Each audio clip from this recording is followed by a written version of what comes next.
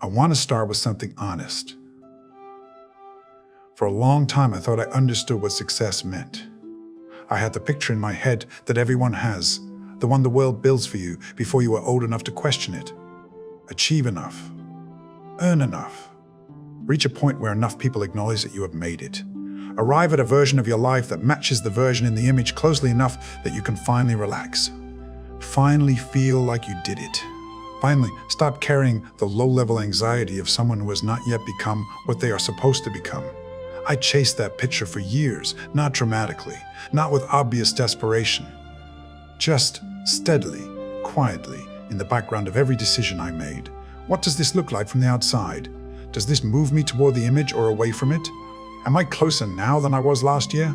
And I was good at it. That is the part that took the longest to reckon with. I was good at moving toward the image, at checking the boxes, at accumulating the markers that the culture provides to let you know you are going in the right direction. And every time I checked a box, I waited for the feeling that was supposed to come with it. The sense of arrival, the feeling of having finally earned the right to stop proving myself, the feeling did not come. Or it came briefly and then disappeared faster than it arrived. And I would look at the next box on the list and think, maybe that one, maybe when I get there, maybe when the image finally matches in all the ways I still need it to match. That is when I found Nietzsche.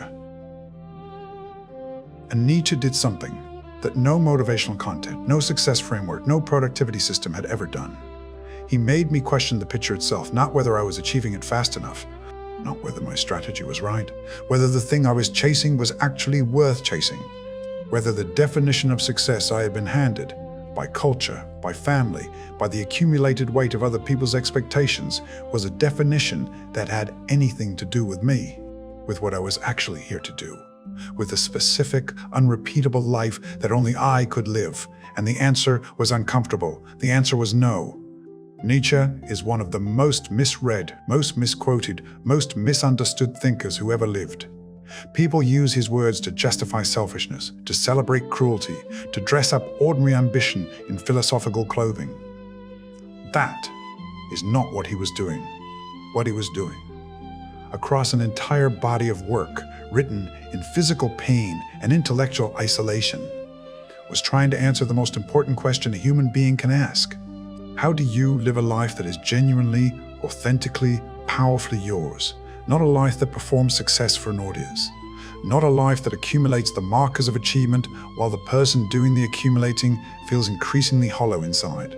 A real life, built from real values, expressed through real work, measured by real standards, standards you chose, not standards that were handed to you. That is what Nietzsche was writing about. And that is what this video is about. This is not a list of Nietzsche quotes with motivational music underneath. This is a genuine, honest engagement with what Nietzsche actually said about how to live, and why most of the people chasing success are, by his measure, failing at it in a very specific and very fixable way. Let's go through it. Section 1. The first thing Knights would tell you. Question. Everything you were taught to want. Friedrich Nietzsche was born in 1844 in Prussia. He was a professor of classical philology at the University of Basel by the age of 24, the youngest person ever to hold that position. He was, by every conventional measure, an early success, credentialed, recognized, positioned for a distinguished academic career, and then he walked away from it. Not because he failed, because he realized that the career he was building was not his. It was the career that made sense given his abilities and his training and the expectations of the world around him, but it was not the work he was born to do. It was not the question he was alive to answer, and he was not willing, not after a certain point, to spend the only life he had building something that belonged to someone else's idea of a good life. He spent the rest of his life writing in poverty, in chronic illness, in almost complete isolation. Rejected by the academic establishment, misunderstood by the public, read by almost nobody during his lifetime. And he produced ideas that changed the way human beings understand themselves more than almost any other thinker in history. I am not telling you this to romanticize suffering. Nietzsche's life was genuinely hard, and he would not ask you to copy it. But I am telling you this Because the first and most important thing Nietzsche would say to anyone who wants to be successful is the thing his own life demonstrated before he wrote a single word. The success you are chasing, whose definition is it? Not abstractly. Specifically, sit with the question, the career path you are on, or the one you think you should be on, the income level you are working toward, the lifestyle markers you are collecting or planning to collect, the version of yourself you are trying to become. Where did those targets come from? Did you choose them? Really choose them from the inside, from the deepest and most honest part of what you are and what you care about? Or did they arrive in the image that was built for you before you were old enough to build your own? Nietzsche wrote in. The invisible weight that presses down on human beings. That tells them what matters and what does not. That defines success and failure in advance. That makes certain paths feel obvious and certain paths feel impossible or irresponsible or too much. The spirit of gravity is not a person. It is not a conspiracy. It is the accumulated weight of culture, tradition, expectation, and inherited value that shapes what people want before they ever ask themselves what they want. Most people spend their entire lives chasing success that the spirit of gravity defined for them. And when they arrive, when they get the title, the money, the recognition, the version of the life that matches the image, they feel something that nobody warned them about. They feel empty. Not because success is empty, because it was not their success. It was the spirit of gravity success. And the spirit of gravity does not live inside you. It cannot feel satisfaction on your behalf. The achievement lands in an empty room because the person whose achievement it actually was, the real you, the specific you, the you that existed before the image was built, was never the one doing the chasing. This is Nietzsche's first and most urgent message to anyone who wants to succeed. Before the strategy, before the habits, before the framework for becoming great, ask whose greatness you are trying to achieve. If the answer is not genuinely, deeply, honestly yours, start there, not later, now. Now. The will to power is the most misunderstood concept in Nietzsche's entire body of work, and because it is misunderstood, people miss the most practically useful idea he ever developed. When people hear will to power, they think domination, control, defeating competitors, accumulating resources, an influence, an authority over others.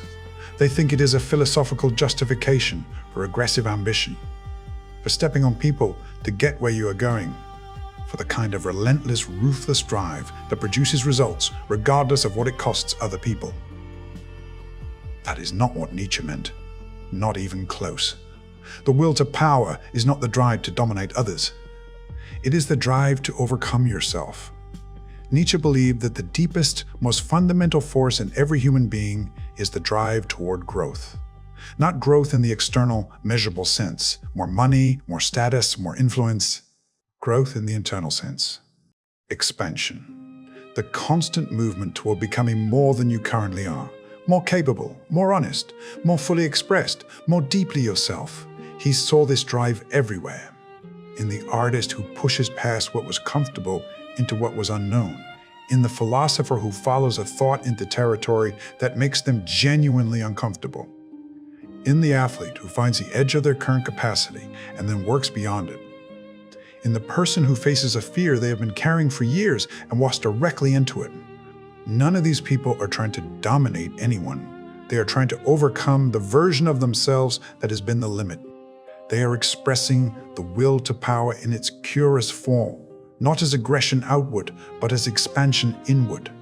And here is why this matters for success in the way most people think about success. The person who pursues success purely as external achievement, status, money, recognition, is, in Nietzsche's framework, misapplying the will to power.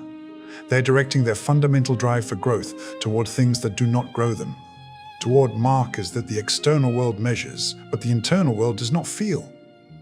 And the result is the one we already described, the arrival at the thing they wanted and the discovery that it did not deliver what they expected. The person who pursues success as an expression of genuine self-overcoming, who measures their progress by how much more fully they are becoming who they are, by how much closer their work is to the truest expression of what they have to offer, by how much more honestly they are living the specific life that is theirs to live. That person uses success differently. Every external achievement is the byproduct of an internal one. Every marker is the evidence of growth, not the goal of it. This is the second thing Nietzsche would tell you about success. Stop using your energy to overcome other people and start using it to overcome yourself. The competition that matters is not with the people around you. It is with the version of you that existed yesterday. And the question is not whether you are ahead of or behind the people you are comparing yourself to.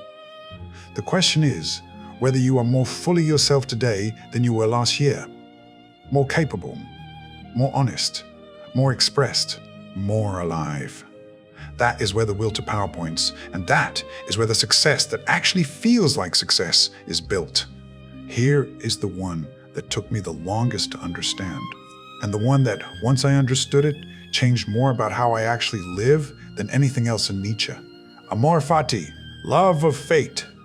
On the surface, it sounds like acceptance, like resignation, like the philosophical version of telling yourself that everything happens for a reason and finding a way to feel okay about the things that are not okay. That is not what it is at all. Amor fati is one of the most aggressive, most demanding, most radical ideas Nietzsche ever put forward. And it is this: not just accept what your life gives you, not just tolerate it, not just find a way to cope with the hard parts and appreciate the good ones. Love all of it. Every limitation, every setback, every circumstance that is not what you wanted, every door that closed, every plan that fell apart, every period of struggle that lasted longer than you thought you could survive. Love it. Not despite what it cost you, because of what it cost you. Because the cost was the curriculum. Nietzsche did not develop this idea in a comfortable life. He developed it while going blind, while his health deteriorated to the point where he could only write for short periods each day before the pain became too much, while his books sold almost nothing, while the ideas he believed were the most important he had to offer were met with silence or hostility or complete indifference. And he wrote about his own suffering not as a tragedy, but as the necessary condition of everything he was producing. The specific quality of what he created, its depth, its urgency, its refusal to be comfortable or easy or what people wanted to hear, was inseparable from the specific conditions of his life. The suffering was not getting in the way of the work. The suffering was part of what made the work what it was. Now apply this to your pursuit of success.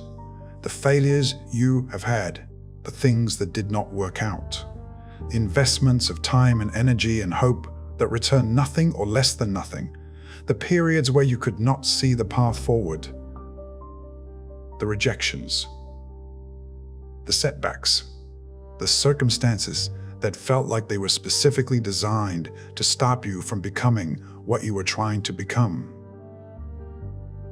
Nietzsche would ask you, what did those conditions produce in you? Not, what did they cost you? What did they produce? What capacity did they develop that ease would never have demanded? What clarity did they provide that comfort would never have created? What did you learn about yourself, about what you are made of, about what actually matters to you when everything you were using to define yourself gets taken away?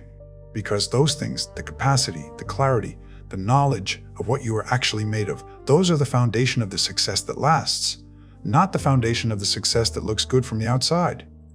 The foundation of the success that you can actually feel. The kind that is built from something real in you, rather than assembled from things the world told you to collect. Amor fati, in practice, does not mean pretending the hard things were not hard. It means refusing to treat them as interruptions, refusing to see them as evidence that something went wrong. Understanding them as the specific, necessary, irreplaceable raw material that the life you are trying to build was always going to require. The question Nietzsche would ask you is not, why did this happen to me? The question is, what is this making me capable of? What is this building in me that I could not have built any other way? Start asking that question about every hard thing in your life, not as a coping mechanism, as a genuine investigation into what your specific life has been preparing you for. The answer will surprise you, and it will change what you think success actually means. Essay Section 4. Become who you are, the most important instruction. Nietzsche's most famous instruction sounds almost too simple to be useful. He wrote it as a kind of directive, a challenge, something that was meant to stop you in your tracks and make you genuinely uncomfortable. Become who you are. Most people read this and think it means discover who you are. Find yourself. Locate the authentic core identity that is hiding somewhere underneath the layers of performance and social expectation, and then express it. That is not what he meant. Nietzsche did not believe in a fixed, pre-existing self waiting to be discovered. He believed in a self that is created, built, chosen, constructed through the accumulation of decisions and commitments and acts of will that happen over an entire lifetime. There is no authentic self hiding somewhere, waiting for you to find it. There is only the self you are in the process of becoming. And the question is whether you are becoming it consciously or by default. Becoming who you are means taking responsibility for the construction of yourself, actively, deliberately, without waiting for clarity to arrive before you commit, without waiting for certainty before you choose, without waiting for the world to confirm that the direction you are moving is the right one. It means looking at everything you are, your specific abilities, your specific passions, your specific way of seeing things that nobody else sees in quite the same way. Your specific experience of being alive in the world and building something out of it, not something that matches the template, something that could only have been built by you. This is why Nietzsche spent so much time attacking conformity. Not because conformity is morally wrong, but because conformity is a waste of what is specifically yours. Every person who abandons what is particular to them in order to fit a general mold is losing something that cannot be replaced. The world loses a specific thing it could have had and gets instead another version of the general thing it already has plenty of. For success, this means something very specific and very practical. The direction that is most worth pursuing for you, not in general, for you specifically, is the one that emerges from the intersection of what you are genuinely capable of and what you genuinely care about. Not what you are capable of, that is also valued by the market. Not what you care about, that is also acceptable to the people around you. What is actually there, in you, whether or not the world has a ready-made slot for it. Nietzsche would say that the person who builds their success in that specific territory, who takes the particular thing that is theirs and develops it as far as it can go, is the one who builds something that actually matters. Not to the most people, necessarily, but to the right people. And more importantly, to themselves. The alternative, building success in territory that is not yours, in the direction the market wants, or the family expects, or the culture rewards, produces a different result. It produces a life that is technically successful and existentially empty. A life where the achievements are real, but the person achieving them is somehow not quite real. Performing success rather than inhabiting it. Nietzsche's instruction is simple, and it is the hardest thing most people will ever attempt. Find what is specifically yours. The specific thing, not the general version of what you are good at. The specific expression of it that could only come from the specific combination of everything you are. And then build that, all the way, without apology, without constantly checking whether it matches the template, without waiting for permission. That is what becoming who you are actually requires. That is what becoming who you are actually requires. Section 4. Point 5. The discipline needs equally respected. Before we get to the 3 stages, there is something that needs to be said directly, because it is the most common misreading of Nietzsche in the self-improvement space. People read Nietzsche and conclude that he was against discipline, that his emphasis on self-creation and individual expression and breaking from inherited values means that structure and consistency and hard work are somehow beneath the person who is genuinely free. That is exactly backwards. Nietzsche had more respect for genuine discipline than almost any philosopher who has ever written. but he made a distinction that most people never make. The distinction between discipline that serves someone else's vision of who you should be and discipline that serves your own. The camel has discipline. The camel carries the load consistently, shows up reliably, does the work that was assigned. But the camel's discipline is in service of a direction that was given, not chosen. And because the direction was not chosen, the discipline, however impressive in its consistency, is not producing self-overcoming. It is producing a more efficient version of what was already there. The child has discipline too, but the child's discipline is in service of the creation, in service of the specific thing being built. And because the thing being built is genuinely, deeply, honestly, the child's own. Because it emerges from what is specifically theirs. The discipline required to build it does not feel like suffering imposed from outside. It feels like the natural price of doing the work that matters most. This is the discipline Nietzsche would want you to develop, not the discipline of following a productivity system designed by someone else for a goal defined by someone else. The discipline of showing up every day to the work that is specifically yours. The discipline of the artist who cannot not create. The discipline of the person so fully committed to what they are building that the question of whether to show up does not arise because not showing up would be the more painful option. This kind of discipline is not built by forcing yourself to follow rules. It is built by getting clear enough about what you are building and why it matters to you that the building becomes the thing you want to do most. That the consistency comes from pull rather than push. From the genuine desire to advance the work rather than the external pressure to maintain the habit.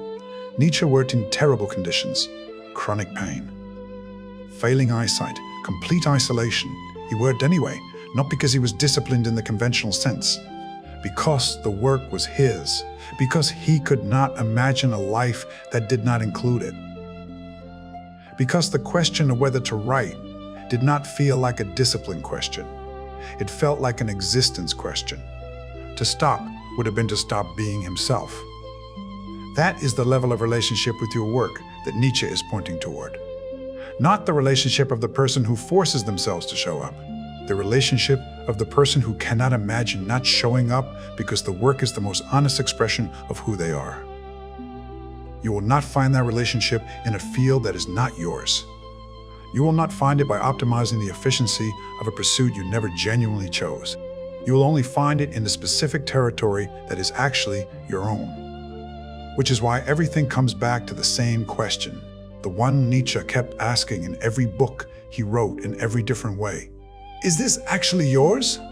If the answer is yes, if the work you are doing every day is the most honest expression of what you have to offer, then the discipline will find you. Not because it becomes easy, because it becomes necessary, because showing up to the work is showing up to yourself, and not showing up is a form of abandonment that feels worse than any amount of difficulty the work itself presents. And if the answer is no, if you are disciplined in the service of something that is not genuinely yours, then Nietzsche's suggestion is not to be more disciplined, it is to be more honest, to do the harder work of finding what the discipline should actually be in service of. And then building the discipline that work requires. The discipline is never the issue. The direction is. Get the direction right, and the discipline follows. Get the direction wrong, and all the discipline in the world produces an impressive version of the wrong life. Nietzsche's most visual and most practically useful framework for personal development is the one he put in. Thus spoke Zarathustra. He described 3 stages that a person moves through on the way to genuine self-creation. He called them the camel, the lion, and the child. I want to go through each one carefully because most people who encounter this framework understand it too quickly. They read the names and assume they know what stage they are in and move on. But the stages are more specific and more honest than they first appear. And knowing exactly where you are is the only way to know what you actually need to do next. The first stage is the camel. The camel is the stage of loading, of taking on, of accepting the burdens and the duties and the values and the expectations that the world places on you. The camel kneels down and says, "Load me. Tell me what I am supposed to carry.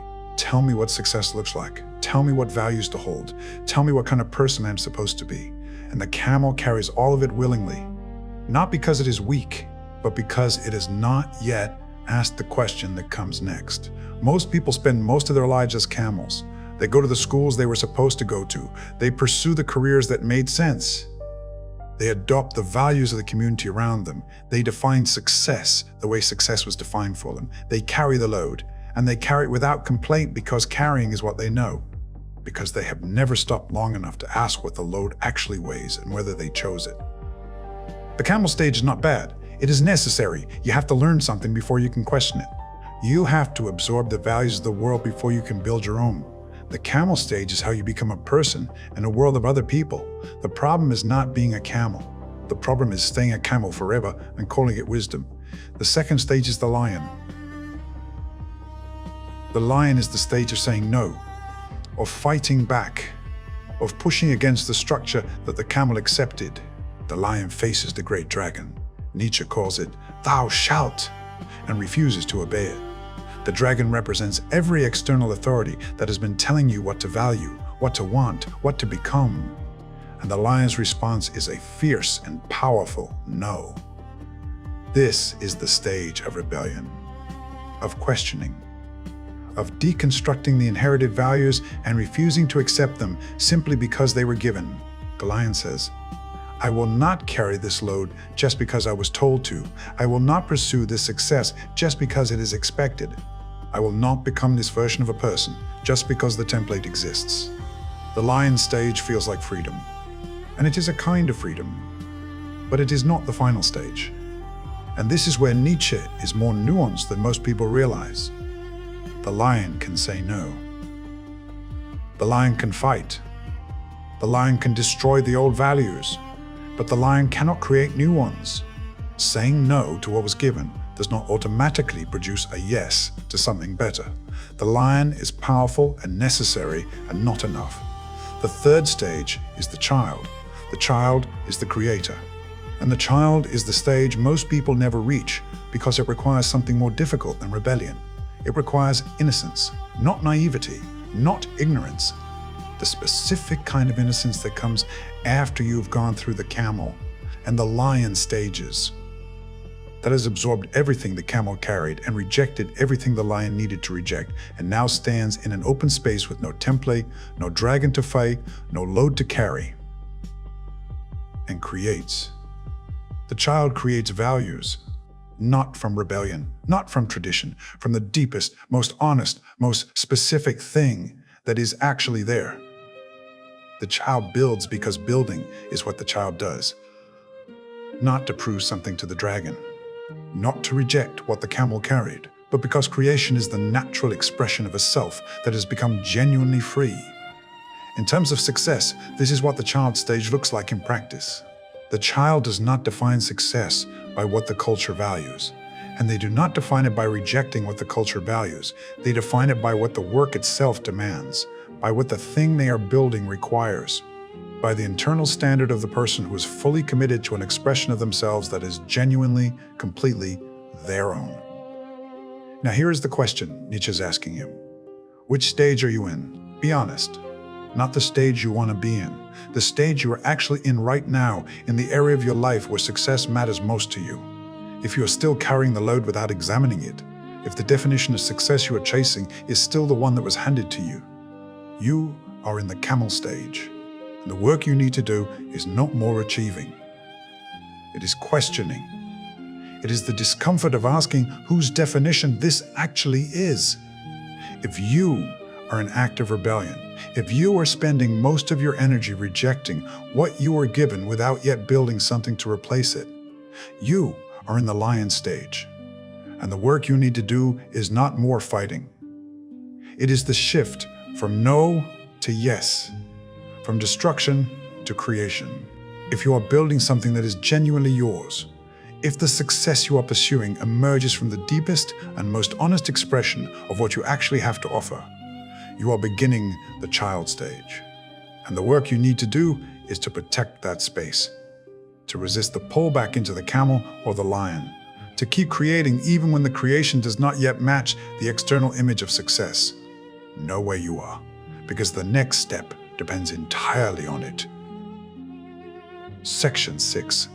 The last man. The success, Nietzsche, she was most afraid of. I need to spend some time on the last man, because the last man is the character Nietzsche created to describe the most seductive and most dangerous version of success available in the modern world. The last man is not a failure. The last man is comfortable, safe, pleasant, reasonable. The last man has optimized their life for the reduction of discomfort and the maximization of pleasantness. They have good enough work that pays well enough and causes them stress they can manage. They have relationships that are warm enough without demanding too much. They have hobbies that are enjoyable without being consuming. They have a life that, from the outside, looks like success. And they are, in Nietzsche's view, the most tragic figure in all of human possibility. Because the last man has traded the only thing that matters, the possibility of becoming something genuinely great, genuinely expressed, genuinely alive, for the guarantee of something merely comfortable. They have made the bargain that the spirit of gravity offers everyone. Give up the uncomfortable, uncertain, exposed project of becoming who you actually are, and in exchange, receive the comfortable, certain, protected life of becoming what everyone around you already is. The last man always takes the deal, and the deal always looks good from the outside and feels hollow from the inside. I have met last men who are millionaires, who have achieved every external marker of success that the culture provides. And there is a specific look in the eyes of a person who got everything they were supposed to want and found that it was not enough. Not because they are ungrateful, because the thing they got was not the thing they were actually here to build. Nietzsche wrote about the last man with a specific kind of horror because he could see in the culture around him the direction things were moving. He could see a world that was increasingly organized around the elimination of difficulty and the maximization of comfort. That was producing better and better conditions for the last man, or making it harder and harder to produce the Übermensch. The person who had gone through the full transformation, who had moved through all three stages, who had built something genuinely great from the specific material of their specific life. This is not a judgment of people who choose comfort. Nietzsche was not a cruel person beneath the provocative surface of his writing. He understood why the deal gets taken. The discomfort of genuine self-creation is real. The exposure of building something that is specifically yours, something that can be specifically rejected, specifically criticized, specifically failed at in a way that imitation cannot be, is genuinely frightening. And the world makes the last man's deal easier every year. More comfort is available. More distraction is available. More ways to feel like you are engaged with life without actually risking anything in it. More platforms for performing success rather than building it. More ways to accumulate the signals of a life fully lived without doing the actual living. Nietzsche would look at the modern world and recognize it immediately as a last man factory. Not because the people in it are bad, because the systems in it are optimized for comfort and the elimination of difficulty. And comfort and the elimination of difficulty are exactly what produced the last man, not through malice, through the simple, powerful logic of the path of least resistance. The person who is not actively choosing the harder direction is, by default, moving toward the last man, not as a moral failure, as the natural result of a world that makes comfort easier than growth at every turn. This is why the choice has to be active, conscious, made again every day, not dramatically, in the small, daily moments where the comfortable option and the right option diverge and you have to decide which one you're going to take. But Nietzsche would ask you to look honestly at what you are building. Is it the life of the last man? Comfortable, safe, pleasant, and fundamentally not yours? Or is it something riskier and harder and more fully expressed? The difference is not in the external outcome. There are last men in every income bracket. There are people building genuinely great things in every circumstance. The difference is in the orientation. And whether the success being pursued is the kind that makes you more fully yourself, or the kind that makes you more safely acceptable. Only you know which one you are actually building. SE Section 7. The Übermensch. Not a destination, but a direction. The Übermensch is Nietzsche's most famous and most misunderstood idea. Let me be very direct about what it is and what it is not. The Übermensch is not a superior human being. It is not a biological or genetic elite. It is not an argument for any form of hierarchy based on birth or race or any other fixed characteristic. Anyone who has used Nietzsche's concept of the Übermensch to justify anything like that has either not read him carefully or is deliberately misreading him for other purposes. The Übermensch is a direction, not a destination. It is the person who has completed the transformation that the three stages describe, who has moved through the camel's loading and the lion's rebellion and arrived at the child's creating, who has faced the will to power honestly and directed it inward rather than outward, who has practiced amor fati so completely that the difficulties of their life are not just accepted, but genuinely, productively loved, who has become who they are, not who they were supposed to become, who they actually are. That person is not a finished product. The Übermensch is not a state you arrive at and then maintain. It is a continuous practice of self-overcoming. Every day presents new versions of the dragon, new loads the spirit of gravity wants to add, new temptations toward the last man's comfortable bargain. And every day the practice is the same. Notice. Question. Choose the harder thing.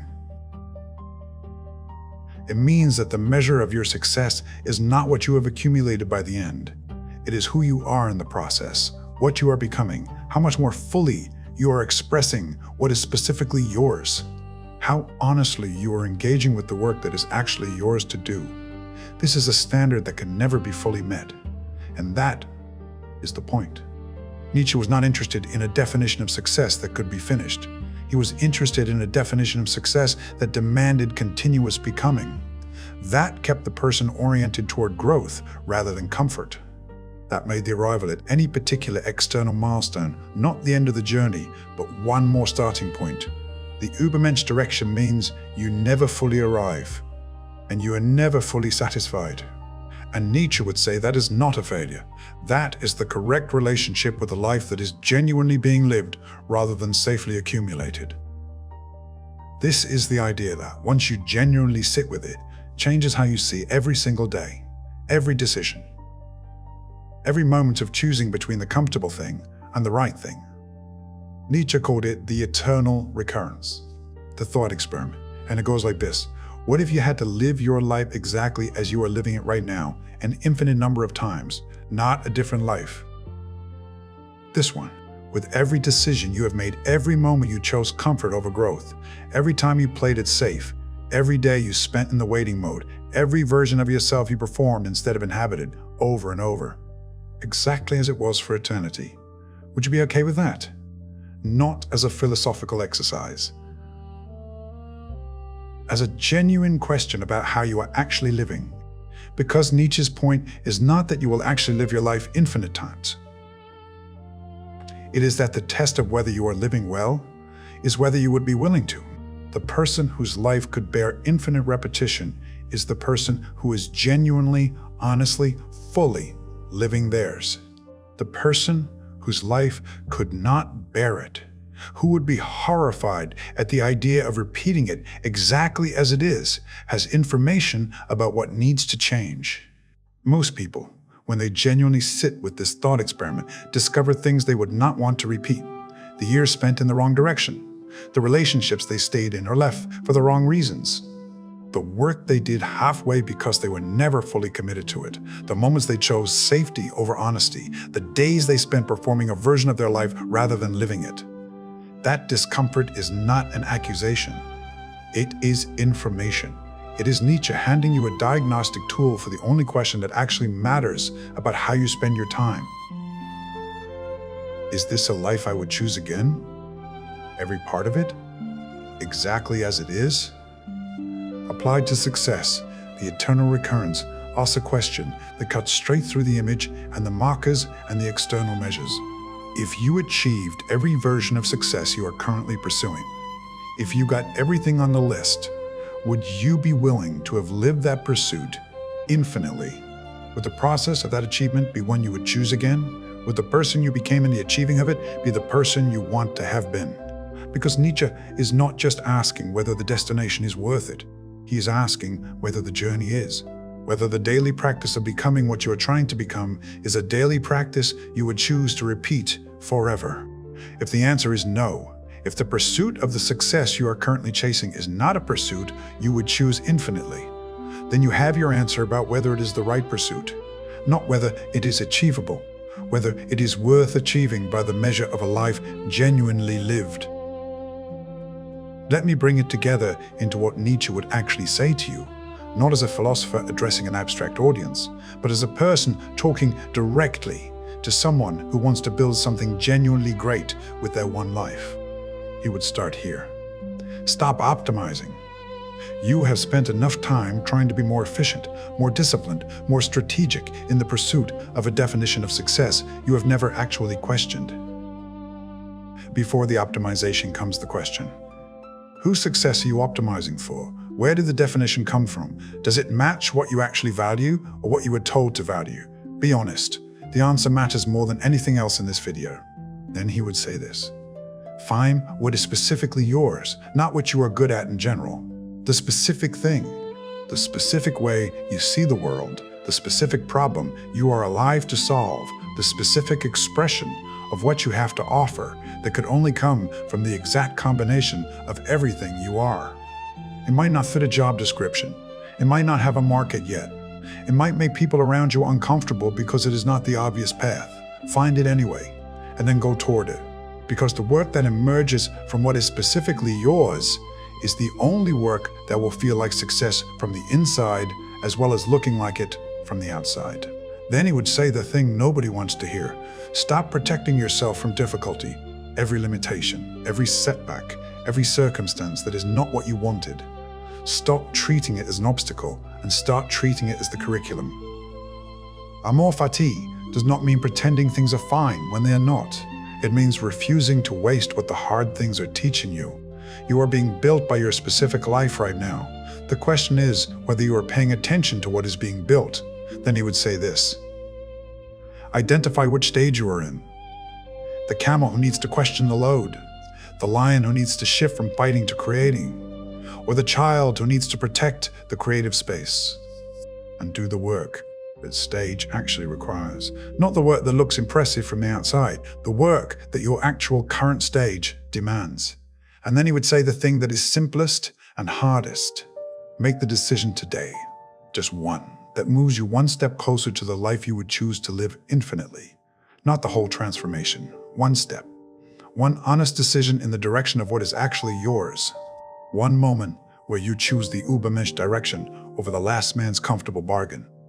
Because the life Nietzsche is describing, the genuinely successful life by his measure, is not built in one dramatic moment of transformation.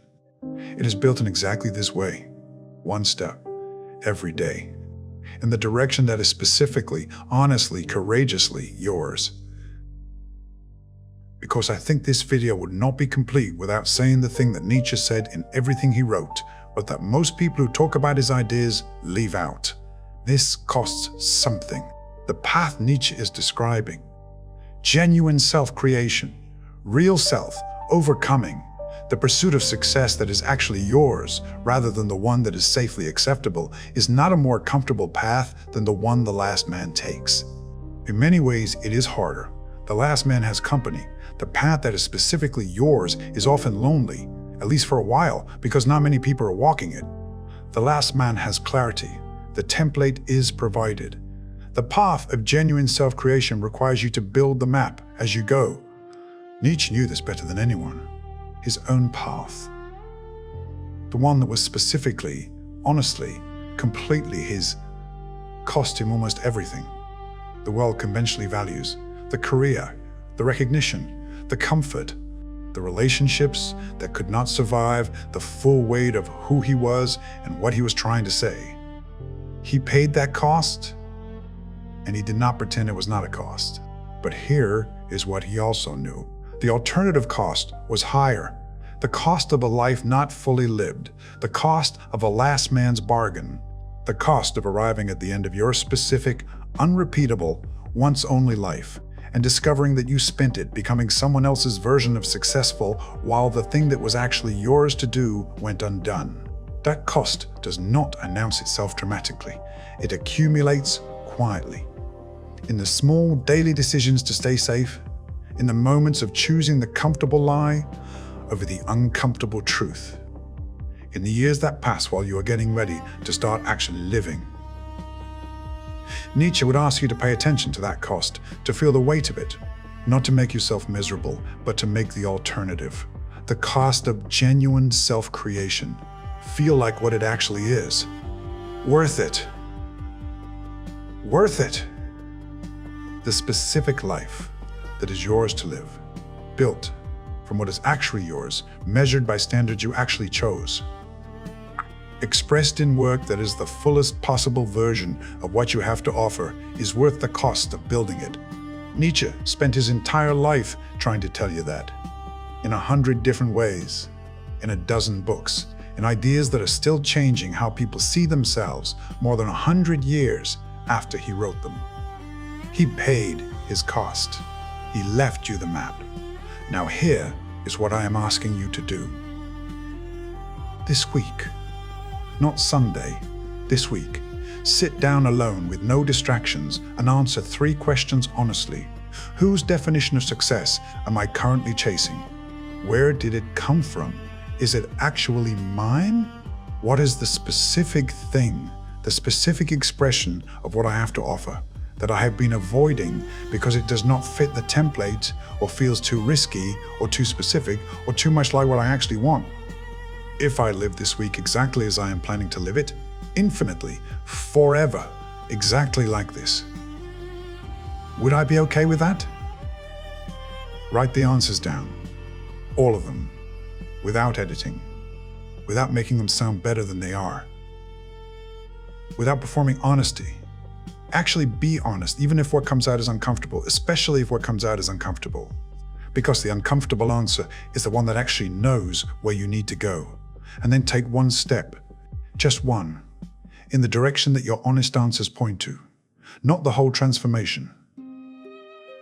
One step, because Nietzsche was right about one thing above everything else: the life that is genuinely yours, fully expressed, fully committed, fully alive, does not begin when the conditions are perfect, or when you finally feel ready, or when the world gives you permission. It begins the moment you decide that it is worth building. That moment is available to you right now. It has always been available. It is available today. Go build it.